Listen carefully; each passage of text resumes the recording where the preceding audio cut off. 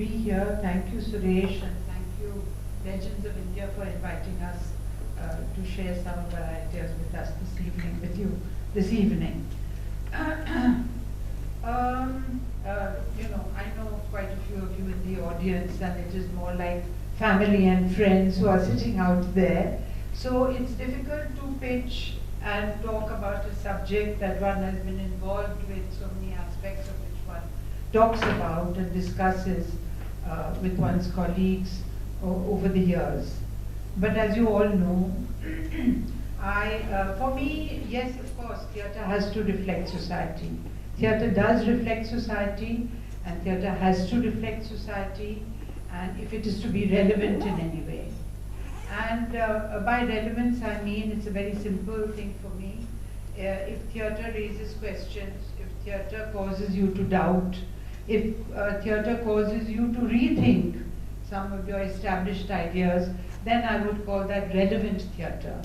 I think theatre that is irrelevant is theatre that talks in platitudes, a kind of theatre that is involved in dishing out things as cliches, things we already know, things which are hackneyed, things which we don't really need to think about again. So theatre forces you in a way to rethink and reevaluate on a very minute-to-minute basis what kind of values one lives by. And for me, as you can all understand, I have lived a life in the theatre. I have been born into the theatre. I have been there all my life. I have seen, I have had the opportunity of seeing great people at work in the theatre, not only my parents, but other great actors all around me.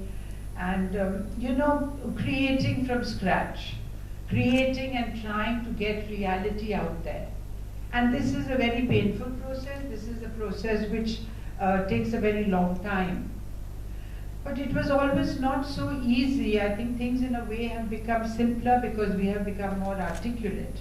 Now, I'm born in 1947, so I'm a midnight's child, and I'm very much part of this whole 70 years that India is right now. I have seen theatre, the kind of theatre that my father did, where we did not have plays which were talking about what's out there. Al-Qazi Saab had plays which he was not writing plays, he came from a westernized background, and what he really had to fall back on was great Western dramatic literature. But he took that kind of literature, he took an anti-war play like Antigone, Anouilh's Antigone, he took a Miss Julie which talked about female sexuality, he took these kind of plays, he took Molière's Tartuffe which talked about middle class hypocrisy vis-a-vis religion, and he staged them for a Bombay public which could not tangibly grasp, because they're not looking at a play which is set in India, they're listening to a play in an English language. But vicariously, through their imagination and through the way the play was staged, the audiences related those themes to their times in a very general way. But very soon after the 50s, and when we come into the 60s, of which then I also at this period, little later on in the mid-60s, joined the National School of Drama, I become very lucky, because now I am surrounded as a young theatre director with the possibility of doing Indian plays which are talking directly about the society we are living in. So this is the time Ashar Ka Ek Din is written, Aadhi Adhure is written, Khamosh Adalat Jari Hai is written, Andha Yug is written, all which pertain first a little tangentially and then more directly to the kind of situation we are in. So as you know, I don't need to preach to the people who already know, but Mohan Rakesh launches into the creative artist. He talks about the creative artist through a character like Kalidas. He sets his whole play, Ashar Ka Ek Din, in the Gupta period.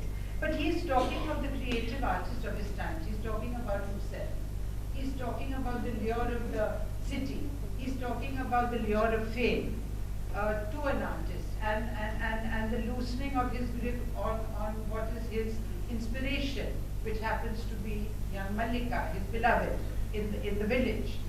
So the whole rural-urban divide is here seen through the eyes by Rakesh, of a central character like Kalidas. And so he pitches his play talking about his reality, but through another time, through a historical period. In the same way, Dhanveer Bharti talks about the blindness of our age just before the Vietnam War, that here after World War II, we are hurtling towards another, living through the Cold War and hurtling towards another war. The Vietnam War is looming on the horizon, and he writes a very strong play about the blindness of Dhritarashtra and Gandhari, blind leaders who do not see what is coming up ahead, and who listen to stories of what is happening on the battlefield and yet are unable to stop it in any way. So Tughlaq again becomes using history to talk about a Nehruvian era, to talk about Nehru and his idealistic view of India, but again through a character.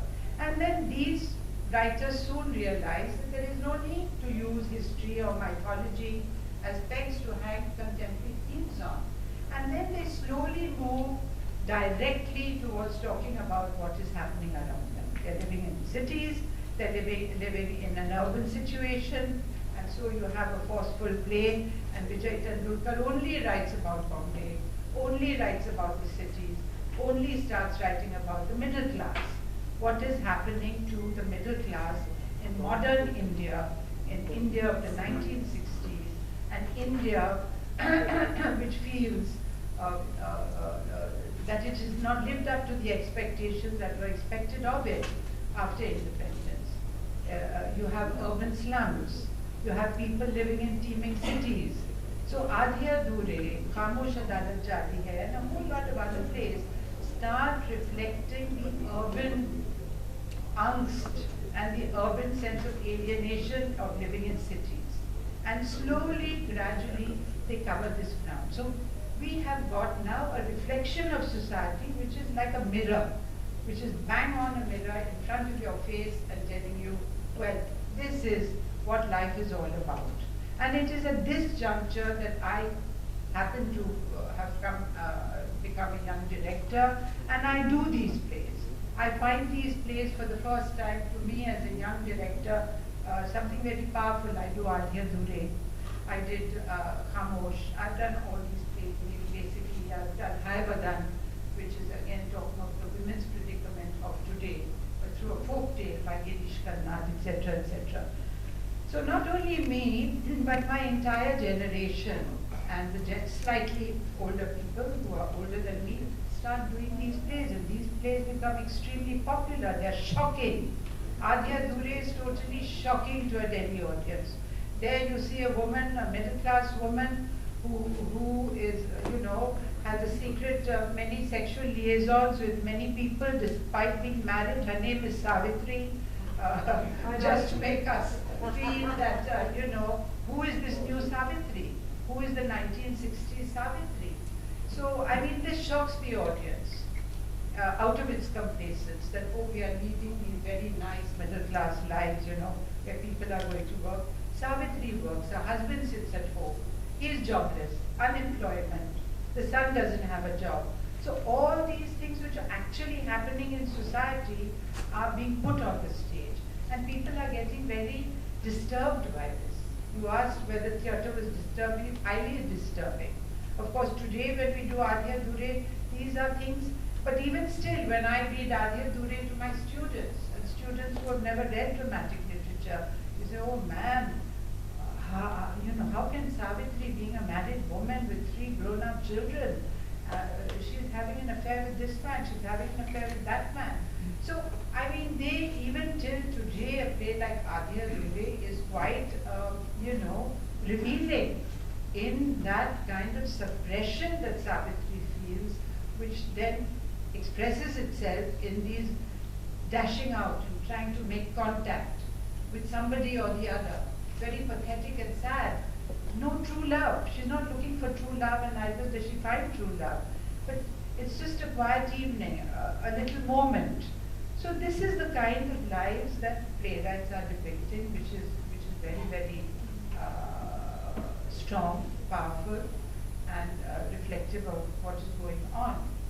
But and so we continue. Our playwrights become much more assertive. They become much more. They're not only drawing on subject matter. They're not only looking out there to reality and saying, okay, what shall we bring on the stage? But they are also thinking of a language.